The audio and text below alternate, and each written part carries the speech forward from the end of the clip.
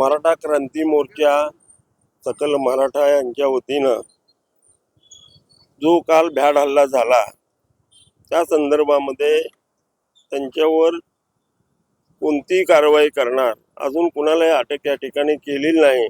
मग त्यामुळे law and order बिघडेल, कोण बी कायदा हातात घेईल। ते स्वतःच्या पत्नीसोबत आलेले होते, त्यांनी बाहेर काढलं, काळं पासलं, त्यानंतर पुन्हा गाडीतनं बाहेर काढलं, कपडे पाडले।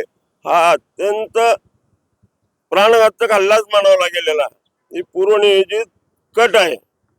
आणि ह्याच्यामध्ये जर जामीन झाली, पोलिसांनी जर हलगर्जीपणा केला तर आम्ही सोलापूर शहर असो, अक्कलकोट असो, त्या दिवशी एक तीव्र आंदोलन आम्ही या ठिकाणी करणार आहे। त्याची समज द्यावी, त्यांना विनंती करावी, यासाठी आम्ही आता ग्रामीण SP ना भेटलो आणि निवेदन देण्याचा सगळ्या लोकांनी आमच्या, मग प्रताप असेल, मिलिंद भोसले असतील, नाना असतील, या सर्व लोकांनी, शेखर फंड, हे सगळे आपापल्या परीनं सगळे उद्याच्याला आम्ही जी आखणी करणार आहोत।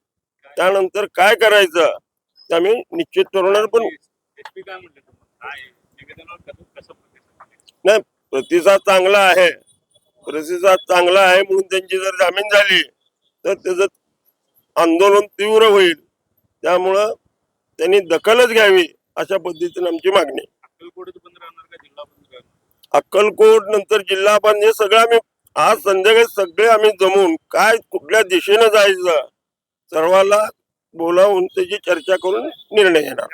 सरकारचा हात आहे असं प्रवीण गायकवाड बघा, कुणाचा हात आहे कुणाचा पाय आम्हाला हे बघायचं नाही। जो समाज प्रबोधन करतो त्या माणसाला अशा पद्धतीनं भ्याड हल्ला व्हावा, त्यांच्या सौभाग्यवती बरोबर असताना झालेला भ्याड हल्ला कदापि समाज सहन करणार नाही।